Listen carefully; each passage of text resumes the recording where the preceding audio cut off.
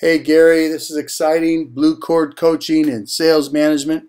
I am really excited because you and I have talked about this for many years, and now we get the opportunity to work together and start this thing together.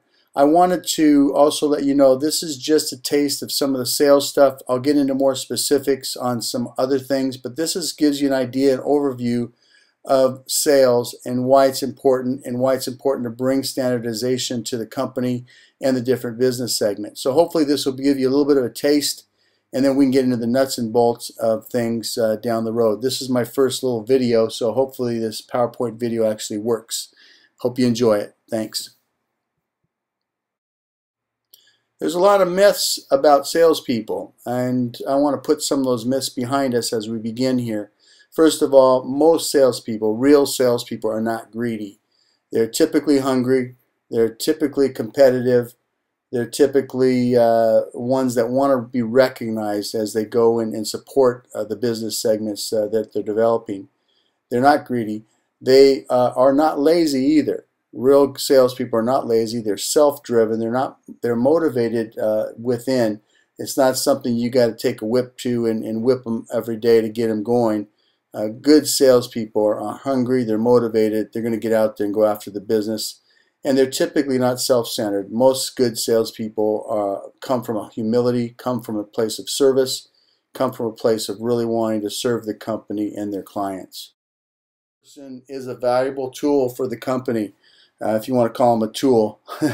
They're more than a tool, obviously they're people. But they are bringing your offering out to prospects and customers, and so they're very, very vital to the company. They oftentimes are looked at, or should be looked at, as VIPs of company, because if there's no sales, there's typically no business, or the business is going to have a real limitation and constriction if you do not have salespeople who know how to go out and communicate properly your offering.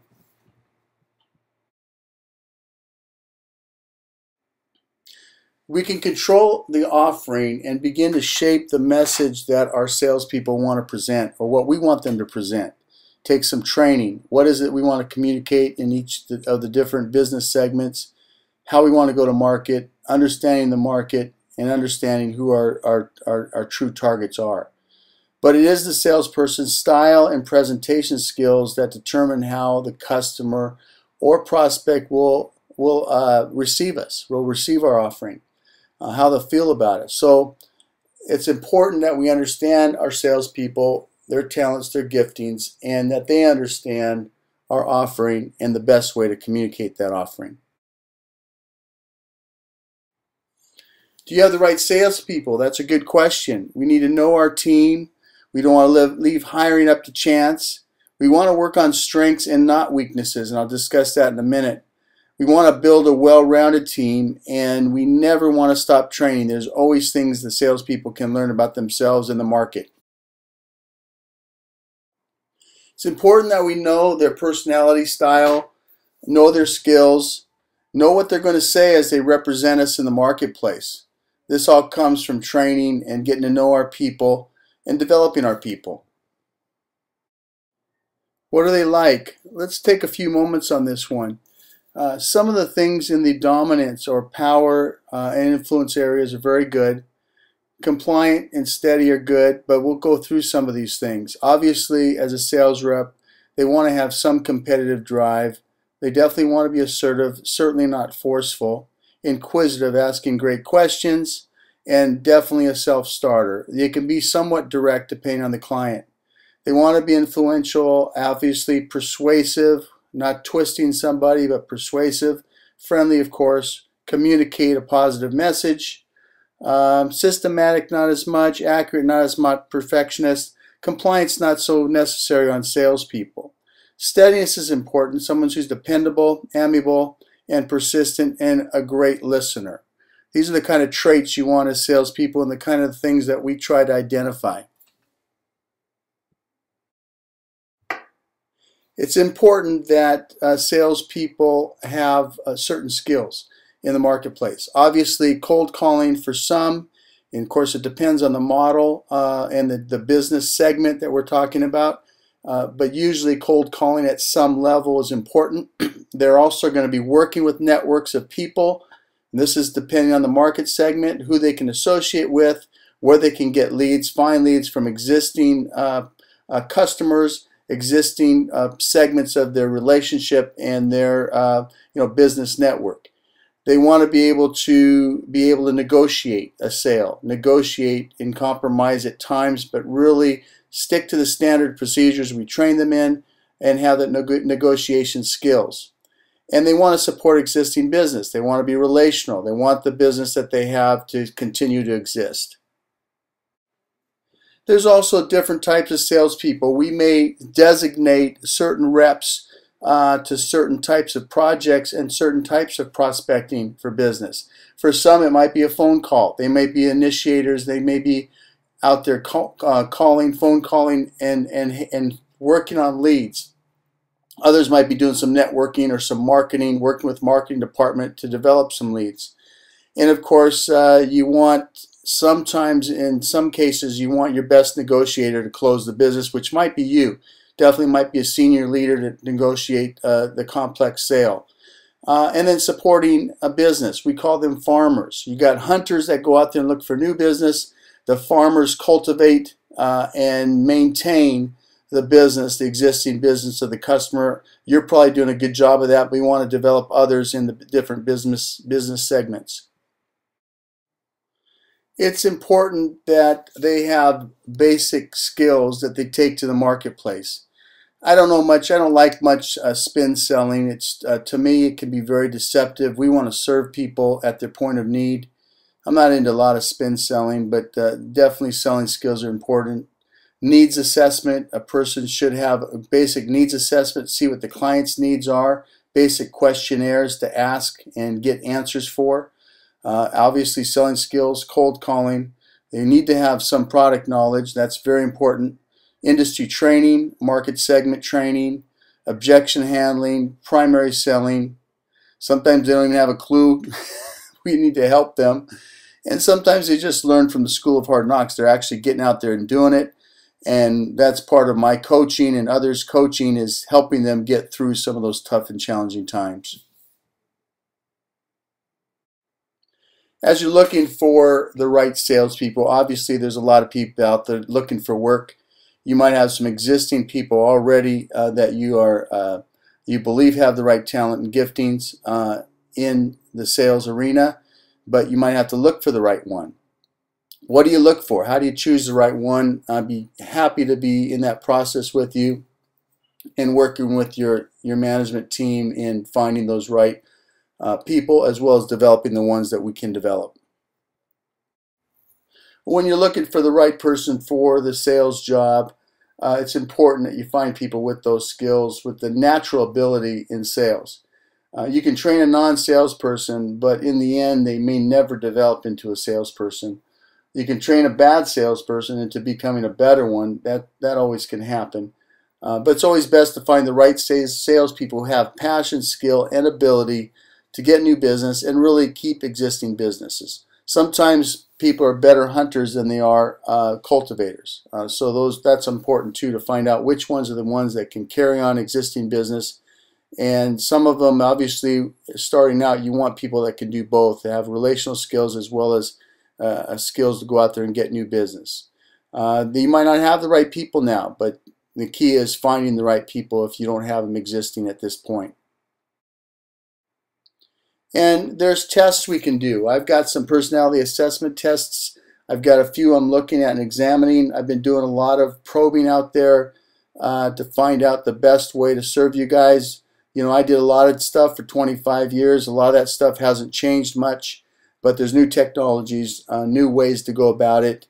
It really comes down to the heart of the person. Everything we do, I want to do kingdom-minded, but effective. And so it's got to be practical, it's got to be effective, and we want to have results in the sales arena. A couple things we want to take in mind is, with every segment of the business, the different market segments, the different types of products and services you're taking to the marketplace, we really want to know what that job is, what it requires, and so we have a job specific for a salesperson. And then, of course, the person themselves, the type of assessments we can look at to determine if they're the right person for that job assessment. And those are the kind of things we look at when we're assessing the team. And obviously, not everybody's the same. Obviously, we wouldn't do very well in American football. I know you guys love American football over there. But we wouldn't do well if everyone was a quarterback. But we do want to identify the talents and giftings and segment people into the right fit for the right job. And certain jobs might require a little more technicality, so they may not need as much skills personality-wise. And certain segments, people just want to cut right to the chase. Give me the numbers, give me the facts, and you're great salespeople. Others want to have a little more relationship involved. Again, it's about the heart, it's about the skill, it's about the passion, it's about the right person. And we want to build a strong team. And we realize not everyone has the same skills, not everyone's gifted the same way, which makes everyone a value at some level. And in some cases, you got to make the hard decision and realize that someone's value may be with another team, with another company, on another team. So those are hard decisions. I know you've had to make them, Gary and Tim, if you're listening, and others. But those are decisions you've got to make. If I can help in those decision-making processes, I'd love to be a part of that. You know, way back in school, we were taught to work on our weaknesses versus really encouraging our traits, our strengths. I mean, they always say work on this, that are weaknesses. Well, in some areas, people are always going to be weak. So we want to find is what people's strengths are and then help them in those strengthen those areas. Obviously, if someone's weak, we can work on those areas, but we want to find people already strong in certain areas and make them stronger. We need to find what they're good at, what they're passionate about, and how well they do those things. They can continue to improve on those things, but they're things they're gifted in, they're things they're already strong in, which are not weaknesses. So we can work on their weaknesses, but keep in mind, let's really look for people who have strengths in the areas that we're trying to accentuate.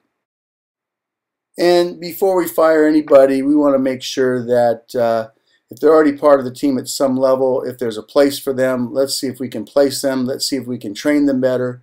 Let's see if we can give them a chance. But obviously, if they're not skilled in the sales arena, they may need to move on to another segment, another part of the business, or maybe, like I said, at times they need to move on to another company, another team. And without question, training does make people better. Accountability does make people better. When people know that there's a way to track, I think it gives them a little more incentive. It gives management the ability to take a look and see the activities that without micromanaging. I mean, no one likes a micromanager, but we need to manage activities. I think it's incentivizing, and when everyone knows and is communicated how we're viewing their work and what we expect of them, I think it's a win-win for everybody. There is a myth that says great salespeople, emphasize the word great, are born that way. People are born with certain skills, probably born with some ability to sell at some level, areas of influence, areas of evangelizing, areas of being able to communicate in a great way. Maybe good selling, but not great. They're not born that way. It takes training, it takes time, it takes experience. So the fact is, yes, a person could be born a good salesperson and trains to be a great salesperson. And that's what we want to do, is we want to develop good salespeople into great salespeople, but oftentimes people are born with a gift of communication, a gift of expression, a gift of being able to really bring forth the offering of their company. When we talk about building a good team, there's always a disconnect when a person doesn't match up to their job. It's not a good match. And when you identify that, again, thinking of people as the more the value as part of the team than the actual job itself. We want to be flexible, and we want to try to connect them to the right job. Sometimes, again, the hard decision is the right job may be with another company. Sometimes there's a disconnect with the person because the job doesn't match their compensation. They're not able to make the money they want, or they just have a small mind that they don't have the idea that, hey, if they sell more, they can make more. So there's a disconnect sometimes with compensation. We want to be flexible, and we can change their compensation to fit their mind, fit their needs, where appropriate. Again, we don't go beyond the bounds of what the company limits are, but there are times where a person's ability can match a certain compensation that they're looking for. And sometimes the disconnect is the tasks don't match their goals. So sometimes we've got to change their tasks and or their goals. We want people to go after their goals, but we want them to be on task and doing the right activities during the day that can get them to their goals. And that takes some training, that takes some communicating, and sometimes it takes some realigning. Sometimes a manager has to realign rigorously with some of these sales guys, but that's what we'll do, and of course we'll do it in a way that honors them and honors God. One of the things I want to do is create some standards, and this will take time working with the leads of the different business segments to develop standards, sales standards, and goal standards, and those kind of things. And once you have standards, then the positive of it is they're easy to administer because they are there. They're in writing. They have a way to be measured. They're measurable, and they're easier to manage. And so if you don't have them, it doesn't allow for creativity, and it can be having a real adverse effect on morale. So we want to create standardization where people can now be creative to meet those standards. We need to be flexible and constantly realigning and adjusting. We want to attract the best of the best as far as salespeople go for each market segment and business segment, and we also want to continue to increase productivity of our reps and what they do and how they manage their day. We want them to remain goal focused and drive towards the results that not only they want to achieve, but what we want to see them achieve.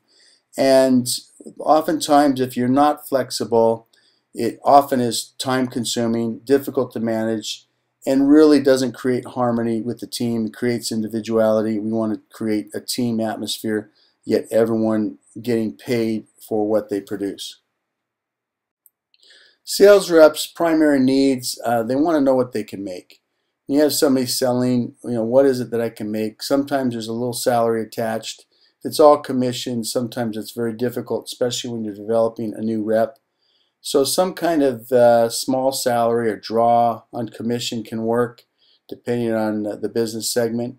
And we want them to be efficient. We want their day to be to make the most out of their activities each day, schedule things appropriately, and then they want recognition. There's a way to recognize those guys that are performing, recognize that how valuable they are to the company. So anytime the company can recognize how valuable a salesperson is, it's a real motivator for them to go out and realize that they're making their goals makes the company work.